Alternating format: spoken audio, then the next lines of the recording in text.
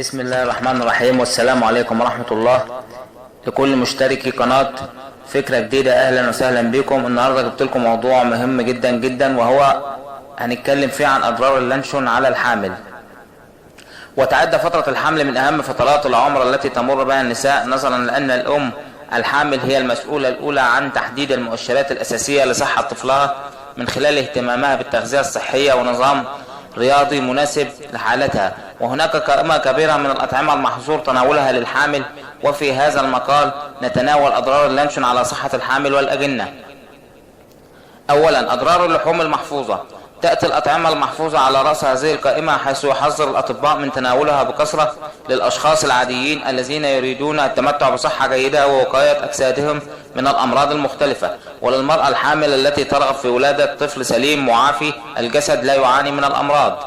لطالما حذر أطباء مختصون في الباطنة مرارا وتكرارا من تناول اللحوم المصنعة والجاهزة، نظرا لكونها سبب في إفساد طبيعة الجسم، والذي يضعف أمام هذه النوعيات من اللحوم غير الطبيعي. من أبرز هذه اللحوم السوسيس والسجق والبرجر واللانشون والبسطرمة. أضرار اللحوم المصنعة على الحامل.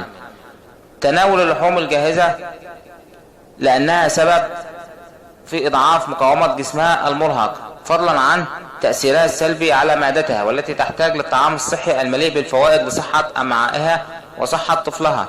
أضرار اللانشون على الأجنة. نمرة 1، أكد الأطباء على أن تناول اللحوم المصنعة يضر بصحة الجنين بشدة، لأنه يحتوي على نوع من البكتيريا الضارة المتكونة في تلك اللحوم نتيجة سوء تصنيعها. 2، هناك احتمال كبير أن يتعرض الجنين للحالة من الضعف، ربما تصل إلى حد الإجهاض. 3، يجب على السيدة الحامل أن تتوقف نهائيا عن تناول اللانشون بمختلف أنواعه وأشكاله حتى وإن كانت جودته عالية. 4، يجب عليها أيضا تناول الطعام الصحي والخضروات ومنتجات الألبان والفاكهة بكميات كبيرة مناسبة. أضرار اللانشون على الصحة العامة. اللانشون نوع من اللحوم غير الطازجة التي تحتوي على بعض المواد الحافظة، ويتم تمهيدها وتمليحها للمحافظة عليها لمدة طويلة. فمن المعروف أن اللحوم الطازجة لا تستمر لوقت طويل.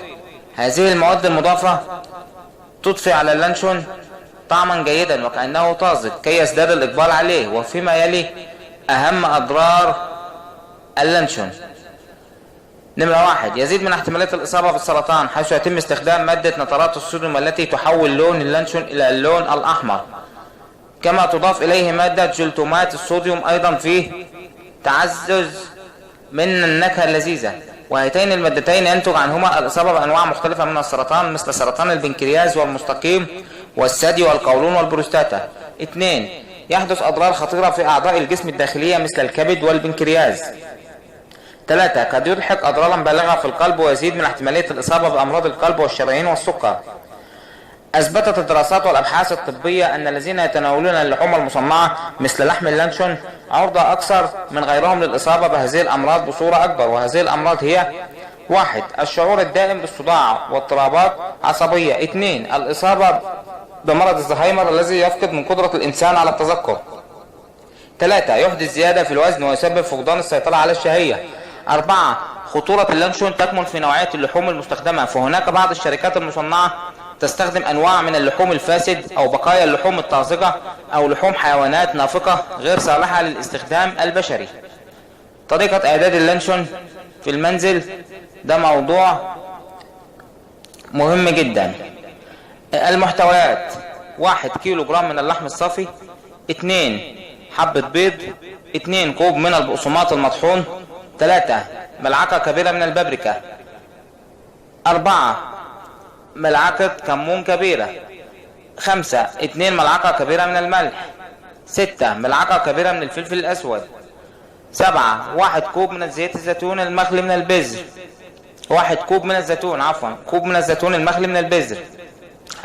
8 فصوص من الثوم. كمية صغيرة من ورق غار. طريقة التحضير: توضع المكونات السابقة مع بعضها في الخلاط الكهربائي ما عدا الزيتون. 2 يشغل الخلاط وتضرب المكونات جيدا إلى أن تتكون عجينة طرية.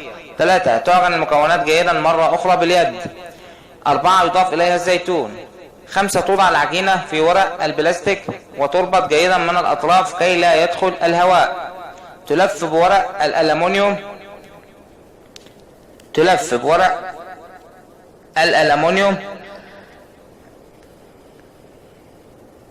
7 يوضع اللانشون في إناء عميق به ماء وفلفل أسود وورق الغار ويترك على النار لمدة ساعة. 8 تطفى النار على اللانشون ويتم إخراجه على طبق ويترك حتى يبرد ثم يقطع.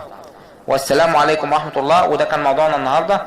أتمنى من الكل إن هو يشارك الموضوع عشان الكل يستفاد، وتعملوا لايك للفيديو وتشتركوا في القناة وتفعلوا زر الجرس عشان يوصلكم كل جديد. والسلام عليكم ورحمة الله وبركاته.